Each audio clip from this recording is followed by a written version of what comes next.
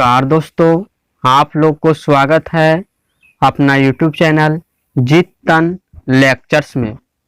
दोस्तों, आज हम लेकर आया हूँ संक्षेपण। तो आप लोग हमारे वीडियो में लास्ट तक बने रहेंगे। मैं आप लोगों को बिल्कुल ही सरल भाषा में और ट्रिक के साथ संक्षेपण करने के लिए सिखाने वाला हूं दोस्तों। जैसा कि दोस्तों आप लोग हमारे थंबनेल पर देखे होंगे कि मैं आप लोगों को ट्रिक के साथ गद्यांश का शीर्षक देने के लिए बताने वाला हूं। तो आप लोग ध्यान को केंद्रित करके हमारे वीडियो को बिना स्किप किए हुए लास्ट तक अवश्य देखिएगा दोस्तों। संक्षेपण का अर्थ होता है दोस्तों संक्षेप। क्या होता है दोस्तों? संक्षेप। संक्षेपण जो है दोस्तों गागर में सागर भरने की कला है। क्या है दोस्तों? संक्षेपण का अर्थ होता है संक्षेप। संक्षेपण जो है गागर में सागर भरने की एक कला है। संक्षेपण संक्षेपण संक्षेपण एक ऐसी विद्या है। संक्षेपण जो है दोस्तों हिंदी व्याकरण की एक ऐसी विद्या है। जैसे कि दोस्तों आप लोग जानते हैं कि कोई भी पाठ होता है, वे चाहे व्याकरण का हो या किताब का हो, यानी दिंगत भाग 2 का हो, उस हर पाठ का कोई ना कोई उसका विद्या होता है दोस्तों। जैसे दोस्तों दिंगत भाग 2 में कोई भी पाठ जो है उसका विद्या अवश्य ही है दोस्तों। जैसे दोस्तों बातचीत जो है आपका निबंध है, सिपाही की माँ जो है कहानी है। इस प्रकार दोस्तों प्रत्येक पाठ का कोई ना कोई विद्या होता है दोस्तों। उसी प्रकार हिंदी व्याकरण में संक्षेपण जो है एक ऐसी विद्या है जिसके द्वारा पठित मतलब जो पढ़ा गया हो, पहले से पढ़ा गया हो, या अपठित गद्यांश की मूल बातों को या भाव को संक्षेप में लिख दिया जाता है। संक्षेपण क्या है? संक्षेपण जो है हिंदी व्याकरण की एक ऐसी विद्या है जिसके द्वारा पठित यानी जो पहले से पढ़ा गया है या नहीं पढ़ा गया है, अपठित यानी नहीं पढ़ा गया है, वैसे गद्यांश की मूल बातों या भाव को, उसका जो भाव है, उसका जो निचोड़ है, उसको संक्षेप में लिख दिया जाता है। इसी को संक्षेपण कहते हैं दोस्तों। इसके कुछ खास नियम होते हैं जो निम्नलिखित है। क्या है दोस्तों? निम्नलिखित है। जैसे दोस्तों दिया गया गद्यांश, उदाहरण, गद्यांश को ही दोस्तों उदाहरण कहते हैं। दिया गया उदाहरण को बार बार पढ़ना चाहिए। कम से कम दोस्तों 2 से 3 बार अवश्य ही पढ़ लेनी चाहिए। और मूल बातों को पेंसिल या कलम से हाईलाइट करना चाहिए। आप लोग को क्या करना चाहिए दोस्तों? जो गद्यांश दिया रहता है उसको उदाहरण कहते हैं, को बार बार यानी 2 से 3 बार अवश्य पढ़ना चाहिए। और पढ़ने के बाद दोस्तों तीसरा बार में दोस्तों मूल बातों को पेंसिल से या कलम से हाईलाइट कर लेना चाहिए। फिर दोस्तों इसके बाद अगर उसमें मुहावरा है, दृष्टांतों है, लोकोक्तियों हैं एवं अलंकार है तो उसे हटा देना चाहिए। उसको संक्षेपण में नहीं लिखना चाहिए।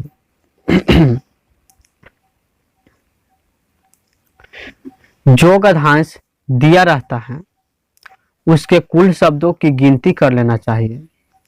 जो भी गद्यांश आपको दिया रहे उसकी कुल शब्दों को गिनती कर लेना चाहिए आप लोगों को। और उसका संक्षेपण लिखते समय गद्यांश के कुल शब्दों का 1/3 शब्द ही लिखना चाहिए। क्या करना चाहिए दोस्तों? जो गद्यांश दिया रहता है उसके कुल शब्दों को गिनती कर लेना चाहिए कि इसमें कुल कितना शब्द है, और उस शब्द के मुताबिक दोस्तों उसका 1/3 शब्द ही संक्षेपण में लिखना चाहिए। यह बात आपको संक्षेपण करते समय ध्यान रखना चाहिए। 2-4 शब्द जो है दोस्तों इधर उधर हो जाता है, यानी 2-4 शब्द 5 शब्द कम हो जाता है या ज़्यादा हो जाता है, तो उससे कोई दिक्कत नहीं है, उससे आप लोगों को नंबर कटने वाला नहीं है दोस्तों। यानी दोस्तों मान लिया जाए कि आपका एक गद्यांश दिया हुआ है, उसमें टोटल जो है 99 शब्द हैं, तो उसको इस प्रकार संक्षेपित करना चाहिए कि संक्षेपण जो लिखें उसमें 1/3 यानी 3 से भाग दे देंगे, यानी 33 शब्द ही होना चाहिए संक्षेपण में। ज्यादा सही करने के लिए 33 शब्द ही होना चाहिए दोस्तों। अगर 35 शब्द भी हो रहा है या 30 शब्द भी हो रहा है तो कोई खास दिक्कत नहीं है।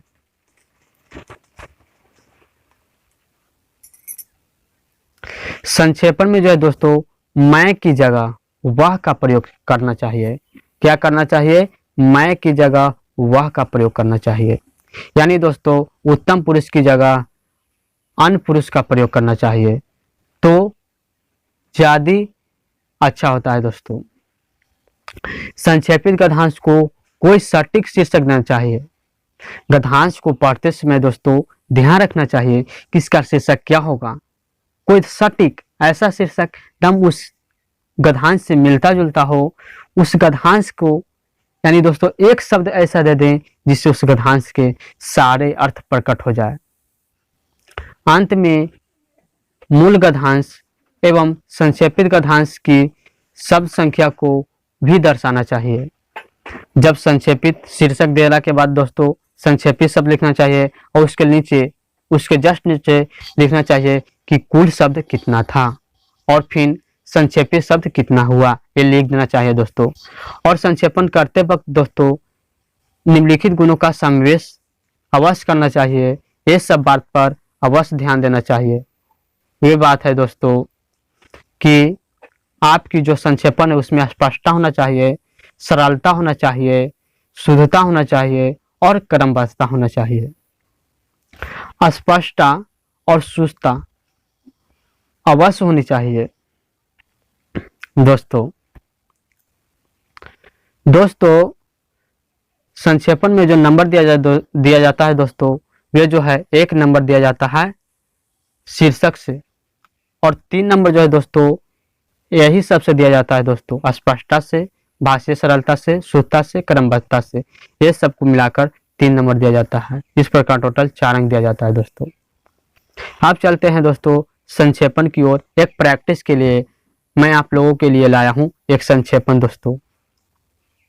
तो दोस्तों इसको सर्वप्रथम शांति दिमाग से फोकस करके पढ़ना चाहिए दोस्तों। तो दोस्तों है संक्षेपण करने के लिए जो गद्यांश है, यही जिसको उदाहरण कहते हैं, वह है दोस्तों कि ज्ञानी लोग प्रायः मौन साधना इसीलिए किया करते हैं कि उनका जिह्वा से आवेश में या उत्तेजना में अचानक ऐसा कुवाक न निकल जाए जिससे संसार को मुंह दिखाने में शर्म मालूम पड़े, और उस समय ज्ञान एवं विद्वता के होते हुए भी हम अपने को सुखी न कर सके। कहा जा रहा है दोस्तों कि ज्ञानी लोग जो हैं मौन साधना इसीलिए किया करते हैं कि उनकी जिह्वा यानी जीभ से आवेश में, आवेश का मतलब होता है दोस्तों क्रोध में, ऐसा नहीं कि फिजिक्स वाला आवेश है दोस्तों जो किसी वस्तु को आकर्षित या विकर्षित करता है, वो आवेश नहीं है। क्रोध में या उत्तेजना में अचानक सडनली ऐसा कुवाक, कु मतलब खराब, वाक मतलब वाक, यानी खराब सेंटेंस ना निकल जाए जिससे संसार को मुंह दिखाने में शर्म मालूम पड़े, बेइज्जती महसूस होवे, और उस समय ज्ञान एवं विद्वता के होते हुए भी हम अपने आप को सुखी न कर सकें, कष्ट में हो जाएं। मुख्य रूप से कहा जा रहा है दोस्तों कि ज्ञानी लोग जो हैं ये मौन साधना इसलिए करते हैं कि उनके जीभ से, उनके मुख से आवेश में, क्रोध में या उत्तेजना में कोई गलत वाक्य न बोला जाए जिससे उनको संसार में मुंह दिखाने में शर्म मालूम पड़े और उतना और विद्वान और ज्ञानी होते हुए भी अपने आप को कष्ट करें, सुखी न कर सकें। फिर कहा जा रहा है दोस्तों कि ज्ञान में विविधता के होते हुए भी हम अपने आप को सुखी न कर सकें तो हो गया। जितनी मौन साधना की जाएगी उतनी ही अधिक वाणी को सद्गति प्राप्त होगी तथा आत्मा को विश्व तोषणी शांति मिलेगी। कहा जा रहा है दोस्तों कि जितनी मौन साधना की जाएगी, जितना ही अधिक मौन साधना की जाएगी उतना ही अधिक वाणी को सद्गति प्राप्त होगी।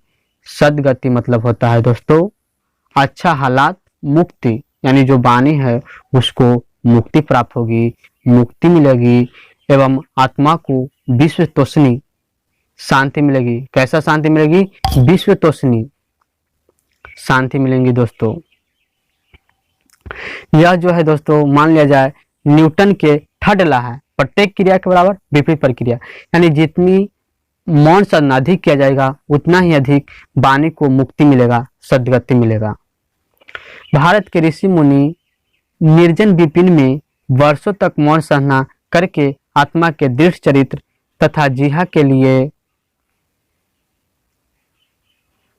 के लिए शीतल अमृत वाणी उपलब्ध करते थे।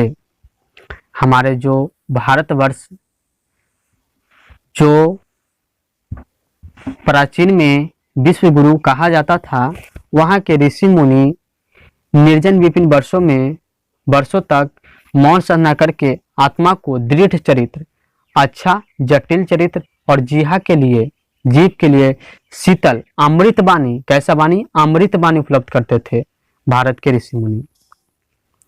तो मैंने दोस्तों गद्यांश यानी उदाहरण को एक बार पढ़ लिया दोस्तों, आप लोग 2 से 3 बार पढ़ लीजिएगा, उसके बाद पेंसिल से या कलम से हाईलाइट कर दीजिएगा, उसके बाद शीर्षक दीजिएगा, फिर संक्षेपित शब्द को 1/3 में लिखने का प्रयास करेगा जिसमें स्पष्टता, क्रमबद्धता, सरलता, शुद्धता होना चाहिए।